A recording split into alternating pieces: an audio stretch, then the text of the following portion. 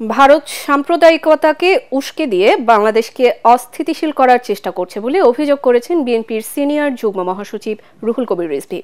নয়াপল্টন কেন্দ্রীয় কার্যালয়ের সংবাদ সম্মেলনে তিনি আরও বলেন, ভারত সরকারের মদদে সে দেশের গণমাধ্যম পরিকল্পিতভাবে বাংলাদেশের বিরুদ্ধে অপপ্রচার চালাচ্ছে।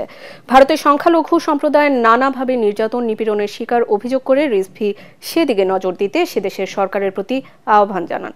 পশ্চিমবঙ্গের মুখ্যমন্ত্রী মমতা ব্যানার্জির বক্তব্যের সমালোচনা করে বিএনপির মুখপাত্র বলেন, বাংলাদেশে নয়, ভারতে জাতিসংঘের শান্তিরক্ষী বাহিনী মোতায়েন প্রয়োজন। পরে ভারতের আগ্রাসন, বাংলাদেশ বিরোধী অপপ্রচারের প্রতিবাদে নয়াপল্টন এলাকায় বিক্ষোভ মিছিল করে বিএনপি ও সহযোগী সংগঠনের নেতাকর্মীরা।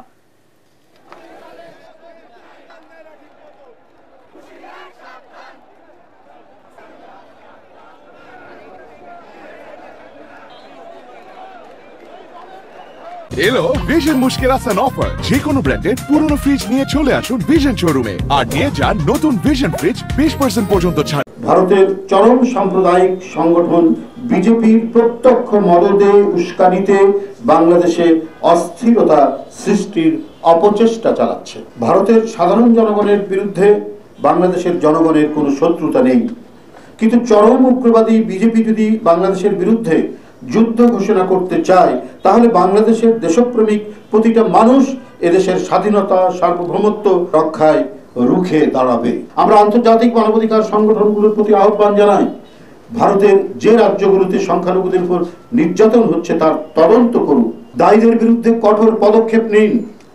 মোদি মমতাদের বলবো, নিজেদের ঘর সামলান।